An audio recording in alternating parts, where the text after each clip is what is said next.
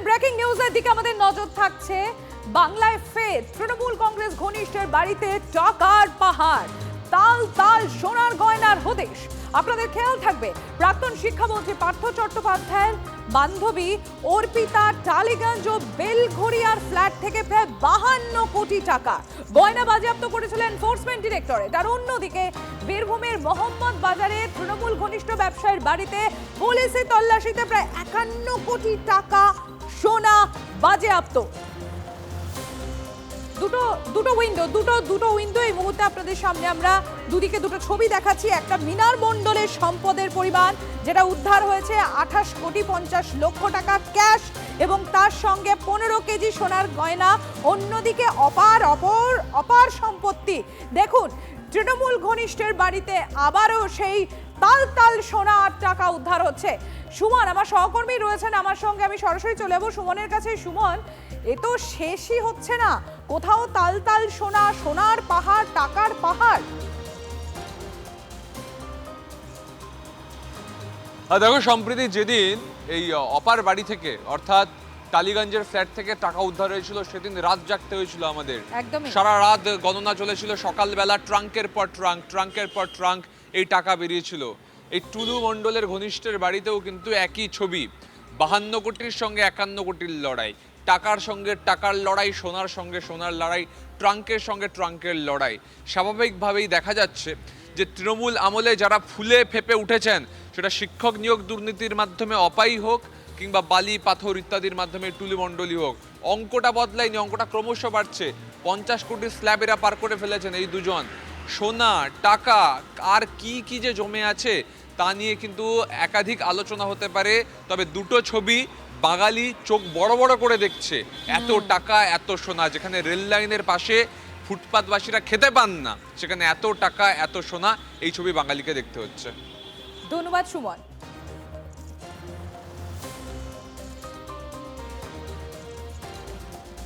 এখনো পর্যন্ত আমরা প্রায় 50 কোটি বোধহয় ছাড়িয়ে ফেলেছি, 100-র দিকে এগোচ্ছে। মানে সেই অপার কথা মনে পড়িয়ে দিচ্ছে এবং আরও অনেকের কথা মনে পড়িয়ে দিচ্ছে। এটাই তো তৃণমূল। পশ্চিমবঙ্গের জল, জমি, জঙ্গল, প্রাকৃতিক সমস্ত সম্পদ লুট করার দায়িত্বে যারা ছিল, তাদের মধ্যে এই শেখ নাসিমউদ্দিন ওরফে টুলু মণ্ডল, যে নাম এতদিন ধরে চলছে, আর মোহাম্মদ মিনার মণ্ডল, এরা এইসব করেছে এবং আরও অনেককে পাওয়া যাবে। যাদের যেখানে পাওয়া যাবে তাদের বিরুদ্ধে আইনি ব্যবস্থা যা নেওয়ার হবে। মনে রাখবেন, এটার ওই টালির চালার থেকে পরিচালিত সরকার নয়, শ্যামাপ্রসাদের বিচারধারার সরকার। কাউকে কোনো রকম ইমিউনিটি দেওয়া হবে না। যদি কোটি টাকা পাওয়া যায়, তাদের বাড়ি থেকে যদি অবৈধ সোনা পাওয়া যায়, যেগুলো আপনারা বলছেন, তো আইনের পথে চলুক। তো এখন সেইখান থেকেই আবার সেই প্রশ্নটা আসবে যে এই সব গুপ্তধন ধামাচাপা দেওয়ার ফর্মুলা তৈরি হচ্ছে কিনা, যে আমরা যা করি এখন ভালো হয়ে গেলেই এইসব আইন থেকে বাঁচা যাবে। ডালে পালায় যাদের নাম আসছে তারা তো সব ভালো হয়ে গেছে, ভালো। ফলে এইসব যারা ভালো হচ্ছে তাদের পেছনে তাদের ঘনিষ্ঠদের এই গুপ্তধন গুপ্ত রাখার আকুতি কাজ করছে কিনা, সেটাও খতিয়ে দেখা হোক।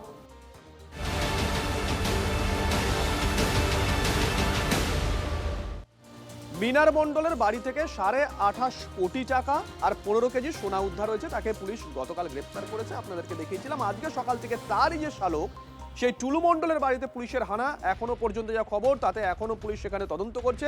সুজয় একটু আগে বলছিল একজন স্বর্ণকারকে নিয়ে যাওয়া হয়েছে।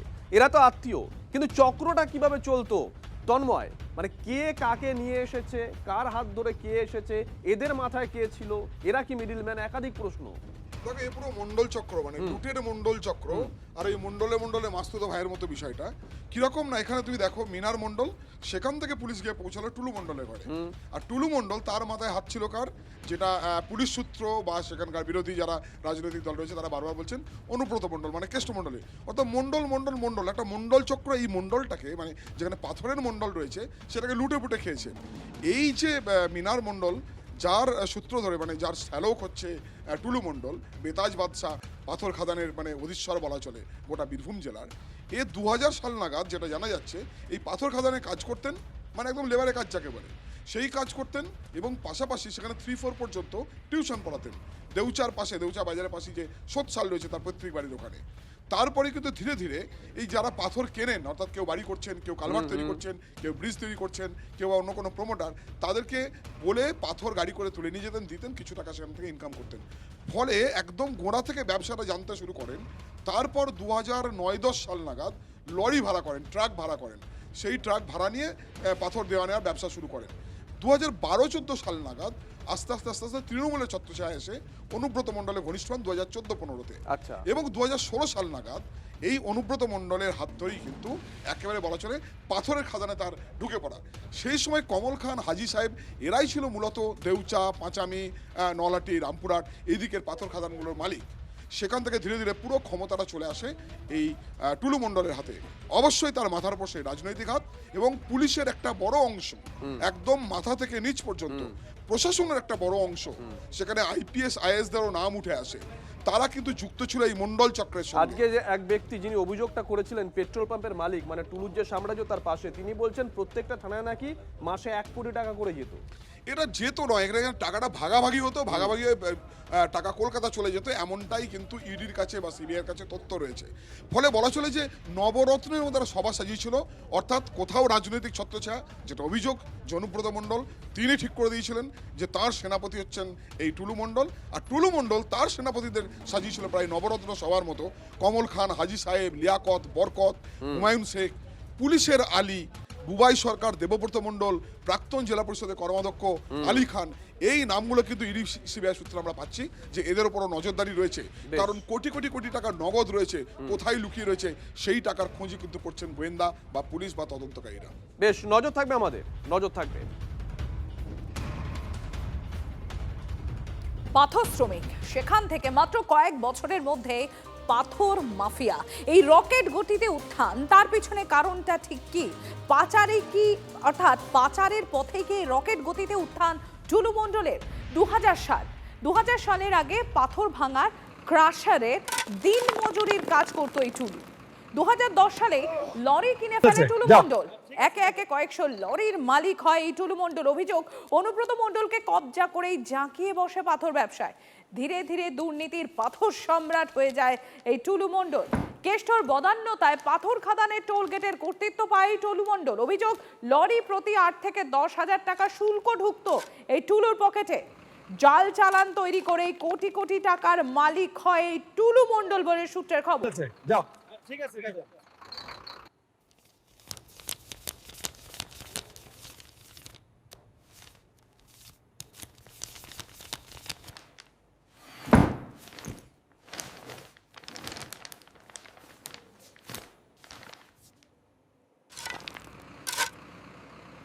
বীরভূমে দুটো বড় শিল্প হচ্ছে পাথর খাদান, যেখান থেকে কোটি কোটি টাকা, কয়েক হাজার কোটি টাকা কয়েক বছরে তৃণমূলের বদান্যতায় টুলু মণ্ডল করে গেছে, এবং তার ভাগ তৃণমূলের নেতাদের অনেকের পকেটে গেছে। আমরা সেই তালিকা ধীরে ধীরে এনফোর্সমেন্ট ডিপার্টমেন্টের হাতে তুলে দেবো। সব থেকে রেভিনিউ মানে ফাঁকি দিয়ে, গভর্নমেন্টের রেভিনিউকে চুরি করে তৃণমূলের অনুব্রতের মাধ্যমেই মানে যুবরাজের কাছে টাকা দিত, সব থেকে বেশি টাকা বীরভূমে দিত।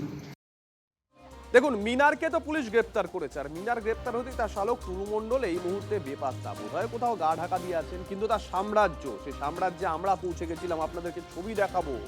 সেখানে পাথর রয়েছে মজুত করা, বালি রয়েছে, আর দাঁড়িয়ে আছে পরপর লরি।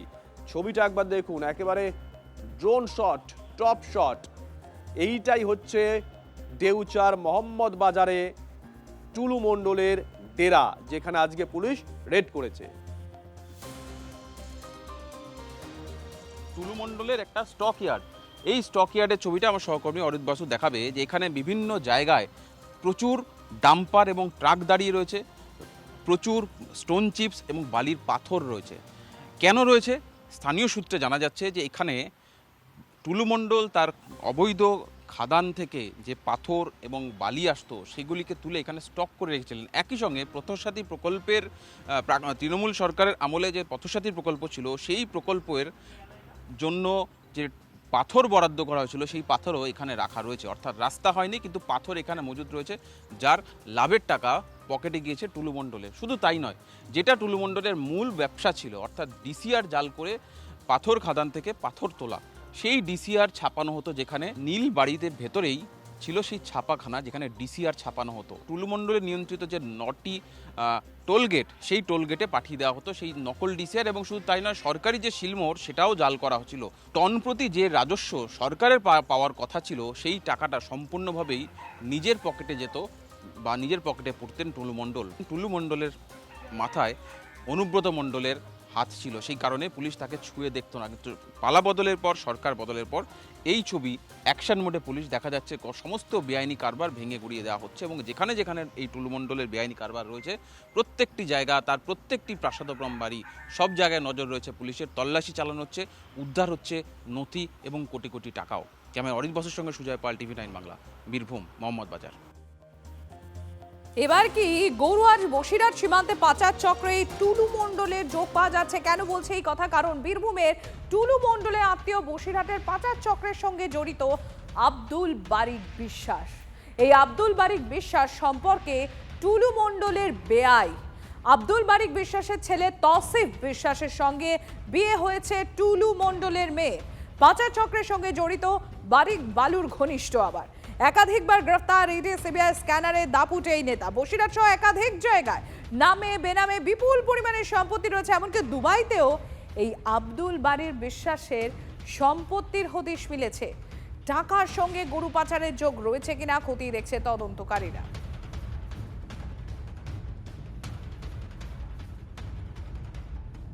বারিক বিশ্বাস মূলত কি পাচারের সঙ্গে যুক্ত? গরু পাচার, সোনা পাচার, কয়লা পাচার, বালি পাচার। আচ্ছা, টুনু মণ্ডল বারিক বিশ্বাসের কে হয়? বেয়াই না, হ্যাঁ বেয়াই বেয়াই। আচ্ছা, এই যে বিয়েতে কি করেছিল? বিয়েতে হচ্ছে কোটি কোটি টাকা খরচা করেছে, করে যাচ্ছে বিয়ে দিয়েছে, অনুষ্ঠান করেছে। বীরভূমের যে কাণ্ড ঘটেছে সেই কাণ্ডের ওনার ছেলের সাথে ওখানে বিয়ে দিয়েছেন, বিয়েতে প্রচুর টাকা খরচা করেছেন, কোটি কোটি টাকা।